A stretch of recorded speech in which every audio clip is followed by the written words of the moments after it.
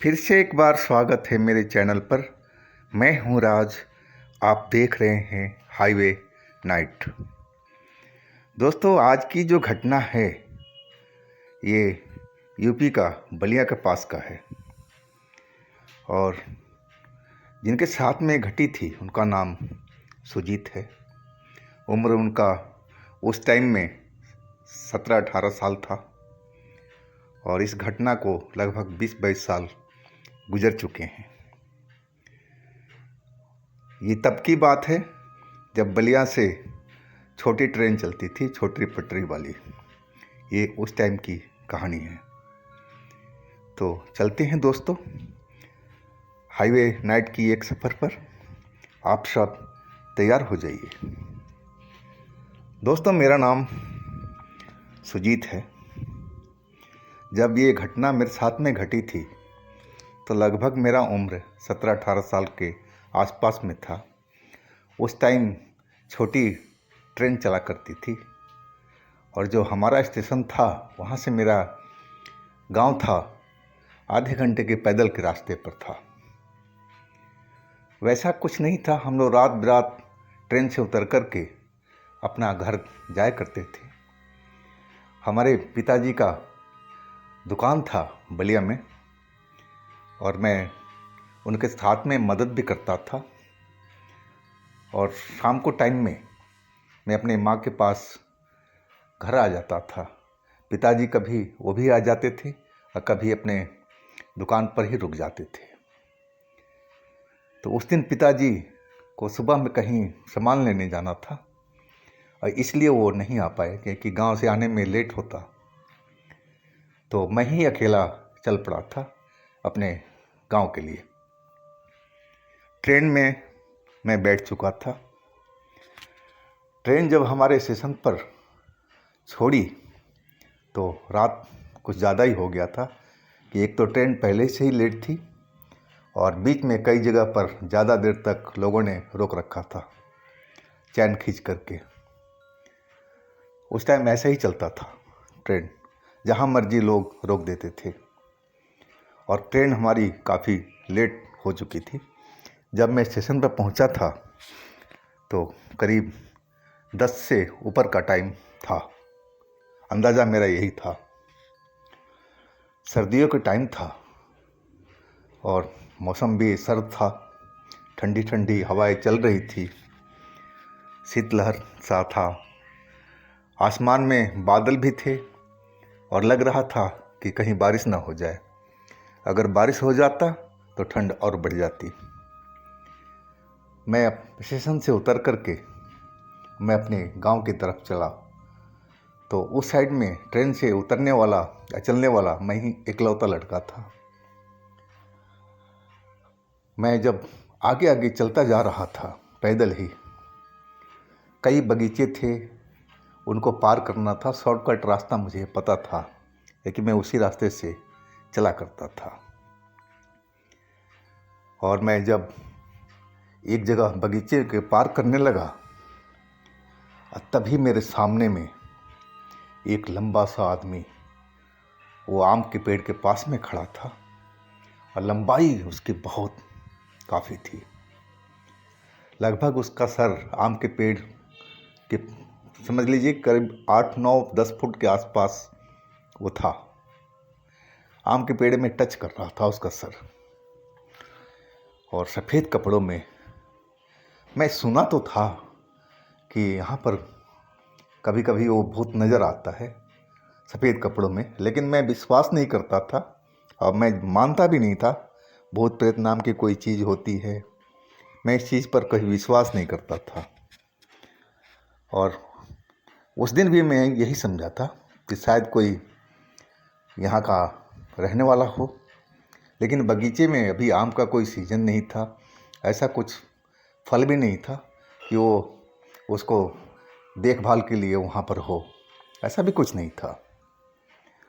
और मैं उसको अनदेखी करके अपने रास्ते पर चलने लगा था।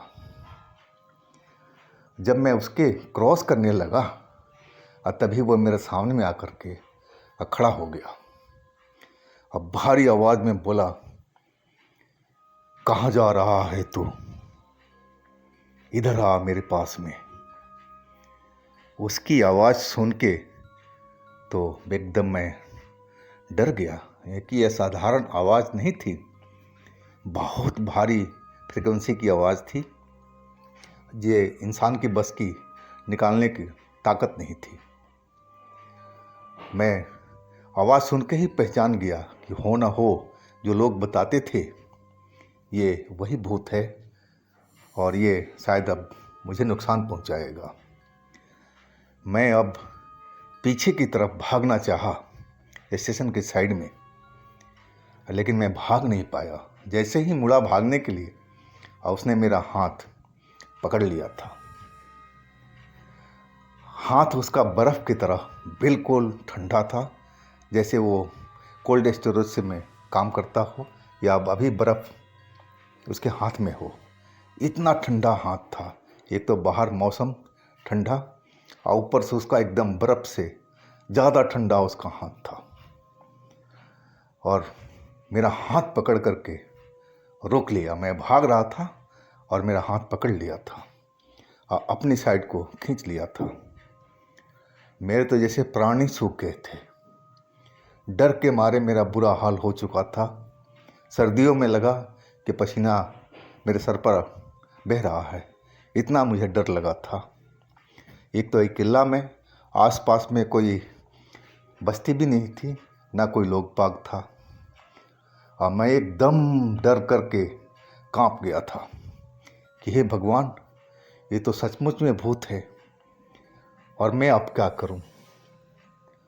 और उसी टाइम एक कुत्ता, काले रंग का कुत्ता था, और मैं कुत्ता को देखते ही पहचान गया था। उस जो भौंकने की आवाज़ थी उसकी, वो तो मेरे कुत्ते जैसी था जो 3 महीने से गायब था। और हम लोग बहुत दिन से उसको ढूंढ रहे थे, लेकिन वो कहीं नहीं मिला था। ऐसे तो था वो गली का ही कुत्ता, हमने पाला था बचपन से ही उसको। कुतिया ने बच्चे दिए थे 6-7, उसमें से एक बच्चा हमने लाया था। इसका नाम हमने कालू रखा था। और कुछ दिन में खा पी करके हष्ट पुष्ट हो गया था, बहुत सुंदर दिखता था। अब मेरे पीछे तो बहुत ज़्यादा ही घूमता था, लेकिन मैं खाने पीने में उसका बहुत ख्याल रखता था। तो वही कुत्ता भौंकता हुआ और उस भूत पर टूट पड़ा था। नहीं कालू, तुम यहाँ पर? मैं तो एकदम खुश हो गया था उसको देख करके, और वो सीधा भूत पर झपट्टा मार दिया था और हाथ मेरा भूत ने छोड़ दिया था। और मैं तो एकदम आगे की तरफ भागा। अब मुड़ करके देखने लगा, लेकिन कालू उसको भिड़ा हुआ था, जैसे उससे फाइट कर रहा हो, भौंक रहा था, और उसको पीछे हटने पर मजबूर कर दिया था वो आम के पेड़ के पास में। और आम के पेड़ के पास में जा कर के मैं देखता रहा, और कालू और वो लंबा आदमी दोनों के दोनों गायब हो गए थे। ना अब कालू की आवाज़ आ रही थी, ना उसका आवाज़ आ रहा था। लेकिन मैं अब वहाँ रुका नहीं। मेरे दिल में अब बहुत डर बैठा हुआ था, मैं डरा हुआ था। नहीं चलो, कालू तो दिख तो गया ना, अब तो घर पर आ ही जाएगा। और मैं वहाँ से दौड़ता हुआ निकल गया था अपने गांव। घर में पहुँच गया, मम्मी को मैंने सारा बात बताया। मम्मी डर गई, बोली तेरे को आने क्या, क्यों पापा के साथ में आता, आज नहीं आता, कल आ जाता, क्या जल्दी तेरे को आने की, अकेले क्यों आया बेटा? वो डांटने लगी थी। और तभी मैंने कालू की बात बताई कि मम्मी, कालू जो गुम था ना 3 महीने से, वो सब मैं देखा था, वही मेरा उस टाइम जान बचाया था, उस भूत से लड़ा था। और इसके बाद वो नज़र नहीं आया। कालू मिल गया हम, वो ज़रूर आएगा। अब सुबह हो चुकी थी और मैं कालू के ढूंढने के लिए गांव में घूम रहा था कि कालू जहाँ जहाँ उसका बैठने का ठिकाना था मैं जानता था, लेकिन हर ठिकाने पर मैं देख लिया, वो कहीं नहीं नज़र आया था। लास्ट में मैं अपने 2 लड़कों के साथ में लेकर के, साथियों के साथ में, और उस बगीचे में भी गया। बगीचे में हर जगह मैंने छान मारा, आवाज़ दे दे करके कालू कालू, लेकिन कालू का कहीं पता ठिकाना नहीं था। और हम लोग मायूस सा अब अपने गांव की तरफ लौटने लगे थे। बगीचा हम पार करते हुए जा रहे थे तो एक जगह से सड़ने जैसी बदबू आ रही थी। वहाँ पर अधिकांश जो मरे हुए जानवर थे उनको लोग फेंक जाया करते थे, और हमने भी वही सोचा था। और पता नहीं क्यों मैं उसी रास्ता पर चल पड़ा था। बदबू तो आ रही थी और मैं नाक बंद करके और उसी रास्ते से चल रहा था। और क्योंकि ये रास्ता जो था ये बिल्कुल नज़दीक शॉर्टकट वाला हमारे गांव का था, जिस रास्ते पर बदबू आ रही थी, और उधर हमारा खेत भी था। नहीं, चलो एक नज़र खेत को भी देख लेंगे और उधर से हुए निकलते हुए अपने गांव पहुंच जाएंगे। जब उस जगह पहुंचा जहां से बदबू आ रही थी, वहां पर गड्ढा था, और वहाँ मुझे कोई जानवर, बड़ा जानवर तो कोई दिखा नहीं। और मैं फिर उस गड्ढे में झांकने लगा और तभी मुझे काला कुछ चीज़ दिखाई पड़ा। और जब मैं नज़दीक जाकर देखा तो कालू की खोपड़ी दिखाई पड़ी। मैं देखते ही पहचान गया था, उसका शरीर सड़ रहा था और उसी से बदबू आ रही थी। लेकिन हे भगवान, कालू मर गया। ये काफ़ी दिन पहले का मरा हुआ मुझे नज़र आ रहा था। तो फिर रात में कौन था? अब हम बिल्कुल डर चुका था, मैं बुरी तरह से डर चुका था। दोस्त भी मेरे डरे हुए थे और सब हम आपस में बात कर रहे थे कि क्या कालू भी मर कर के और भूत बन गया क्या?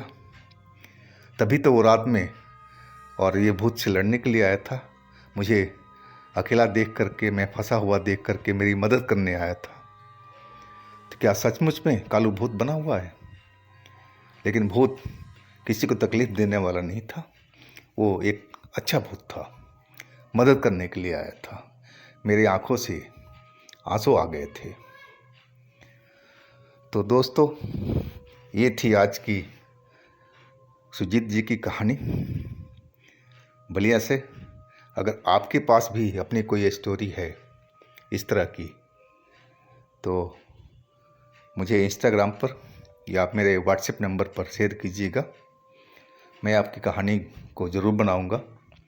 और मेरे चैनल को सब्सक्राइब कीजिएगा, लाइक कीजिएगा, शेयर कीजिएगा, और साथ ही मेरे दूसरे चैनल पर भी विजिट कीजिएगा। लिंक मैं नीचे डिस्क्रिप्शन बॉक्स में दे रखा हूँ। तो दोस्तों, कल फिर मिलते हैं एक नई कहानी के साथ में। आप लोग अपना बहुत बहुत ख्याल रखिएगा। नमस्कार।